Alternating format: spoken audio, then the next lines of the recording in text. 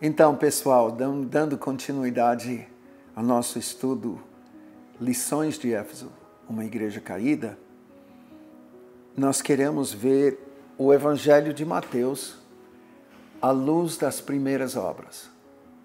E nós queremos ver como Mateus descreve isso, porque se terminando Mateus, o Evangelho 28, Jesus, aproximando-se, falou-lhes: toda a autoridade me foi dada no céu e na terra. Ide, portanto, fazei discípulos de todas as nações. Se o trabalho dos 11 é fazer discípulos, o discipulado, a natureza do discipulado é que tem um mestre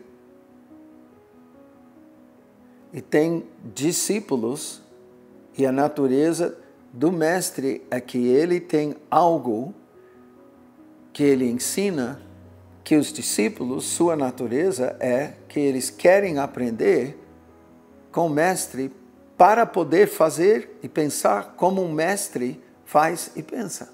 Esse é um problema. Hoje em dia, nós estamos associando a ideia de discipulado ao que a gente faz nas escolas. E em grande parte, você está na escola estudando e você não quer nem saber da matéria, da disciplina que você está estudando. Você só está fazendo para poder fazer a prova, tirar uma boa nota na prova, para poder fazer outras coisas, porque isso é exigido de você.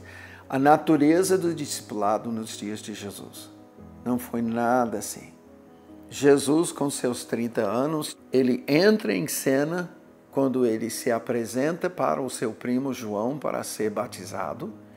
Na hora que ele é batizado, nas águas, ele é batizado com o Espírito Santo e impelido logo em seguida para o deserto, onde ele foi tentado. E uns textos dizem, para ser tentado. Ou seja, foi uma parte daquilo que ele tinha que fazer como Messias. Depois dele sair do deserto, né, houve a tentação, etc, etc. Jesus volta do deserto para Galileia, uma caminhada de 3 dias. Ele vai subindo, né, do sul, onde fica o Mar Morto, onde fica logo deserto ali e mais alguns dezenas de quilômetros acima do Mar Morto, para chegar numa região que começa a ficar verde. Isso, os dias de hoje são assim. E aí ele chama alguns discípulos, mas em 4:23 ele fala, Mateus: percorria Jesus toda a Galileia, ensinando nas sinagogas, pregando. Essa palavra aqui é querigma, tá? É uma apresentação, pode ser muito mais do que apenas palavras. Pregando o evangelho do reino e curando toda sorte de doenças e enfermidades entre o povo. E a sua fama correu por toda a Síria, país vizinho. Trouxeram-lhe, então, todos os doentes acometidos de várias enfermidades e tormentos, endemoniados, lunáticos e paralíticos, e ele os curou. Da Galileia, Decápolis, que é uma região ali, mas é uma outra região, Jerusalém, que fica para o sul, Judeia, em volta de Jerusalém e para o sul de Jerusalém, e da além do Jordão, ou seja, Jordânia. Numerosas multidões o seguiam. Então, quero estabelecer com você as primeiras obras de Jesus como mestre, estabelecendo o padrão da sua missão. Percorria Jesus toda a Galileia. Quando fala isso, a gente precisa só comentar. Ele não falou percorreu. Ou seja, Jesus fez isso uma vez, quando ele completou esse circuito, parou. Não, percorria. Em grego, como em português, existe um tempo do verbo onde você está descrevendo algo que era corriqueiro. Algo que se fazia regularmente, repetidamente. Quando em casa eu lavava a louça. Quando em casa eu lavei a louça. Significa coisas diferentes. Lavava a louça fala que era costume eu lavar. Qualquer hora, qualquer dia, você podia chegar na minha casa e me encontrar lavando louça. Lavei a louça é um dia você encontrou na minha casa comigo e eu estava lavando louça, mas não significa que era uma coisa comum. Aqui é coisa comum, ou seja, a missão de Jesus fez ele percorrer toda a Galileia continuamente, ensinando nas sinagogas.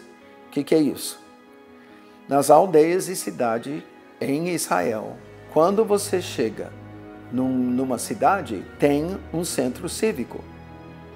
Esse centro cívico tem uma sinagoga e tem um mercado. Nesse lugar, Jesus está ensinando. Por quê? Todo o povo é judeu. Tem algumas nessa região que não são, mas a nacionalidade ali, o governo ali é de Israel. E ele está falando com o povo de Israel, que é filho de Deus, sacerdote do Senhor na terra, nação santa, povo sacerdotal. E a palavra diz que ele curava toda sorte de doenças e enfermidades entre o povo. Então eu quero pensar um minuto com você para encerrar essa. Quando Jesus sai do deserto, ninguém sabe que ele é o Messias, senão o Pai e o diabo e seus demônios que tentaram Jesus, mas ele não cedeu. Lucas 4 fala que ele sai do deserto no poder do Espírito Santo e ele vai subindo. A minha questão é, diz aqui em 24, e a sua fama correu por toda a Síria. Fama? Como que Jesus gerou fama? E você vai dizer, por fazer as coisas que ele fazia, curava os enfermos, expulsava demônios. E eu vou dizer, tem razão, mas eu quero avaliar além disso. Quais foram as primeiras obras de Jesus? Alguém chegou nele e pediu para ele curar? É óbvio que não. Quando ele sai do deserto, ninguém sabe que ele é o Messias. Quando que ele começa a gerar provas de que ele é o Messias? Quando por sua conta, subindo para sua terra, na Galileia, ele, encontrando pessoas enfermas em aldeias, ele as cura. Vontade própria, iniciativa própria e de forma indiscriminada. Ele chegava e curava. Outro momento nós vamos avaliar o que significa essa cura, o que isso expressa, por que ele, como Messias, recebe isso. Quero sondar com vocês um pouco sobre isso. Mas o que eu estou querendo frisar aqui é Jesus tomou iniciativa e isso que gerou a fama. Uma vez, digamos, vamos imaginar, vamos usar uma imaginação santa. Ele chega na primeira aldeia, subindo do deserto, chega no centro cívico, e onde estão os enfermos da cidade? No centro cívico. Por quê?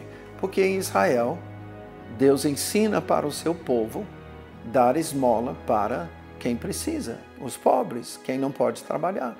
Então, os enfermos, acometidos de alguma enfermidade que os impeça a trabalhar, eles estão ali para fazer o quê? Estão no mercado, estão na sinagoga, estão esperando que a pessoa vai ter misericórdia, seguir a orientação de Deus e vai dar uma esmola. E eles vão pedir, porque até na linguagem que Deus fala, se você tiver o que dar para o pobre, você tem que dar.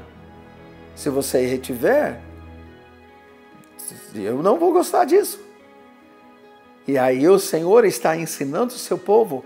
Esse pobre, ele não está sabendo viver o fato de que eu sou provedor. Então, através de você, eu quero mostrar para ele que eu sou provedor, que eu sou pai. Na minha especulação e imaginação, esses enfermos são conhecidos nessa aldeia. Todo mundo tem visto uma vez, outra vez, outra vez. Aqui no Brasil, a gente tem os enfermos e aleijados, deficientes da feira, do mercado, daquela rua, nessa encruzilhada. Eu não creio que foi muito diferente lá, apenas o local. Eles estavam ali, Jesus chega e os que são conhecidos como doentes, enfermos, até endemoniados, eles estão ali. E Jesus cura e expulsa os demônios, deixando um impacto e um testemunho. Eu sou o Messias. Vai para a próxima aldeia. Tem mais pessoas, porque ontem ele curou. Vai para a próxima aldeia, no caminho. Aí tem pessoas lá esperando. Quando ele chega na cidade, não precisa nem chegar no centro cívico. Aí ele chega na cidade e pessoas já estão ali nos portais da cidade e pronto para ele chegar para curar. Imagina na terceira aldeia, quarta aldeia, já multidões estão começando a formar. Ele chega lá na Galileia, e o que tem acontecido? Já gerou uma fama. Ele é Jesus de Nazaré, que está fazendo as obras que o Messias faz. Somente o Messias podia curar um cego de nascença, um mudo de nascença, um surdo de nascença. Só o Messias podia ressuscitar alguém depois de 3 dias. Portanto, Lázaro no 4º dia. Jesus está fazendo as obras que apontam para ele como Messias. Ele manda essas pessoas darem o seu testemunho lá para os fariseus, para os sacerdotes, a fim de que eles saibam o Messias chegou. E ele gera essa fama.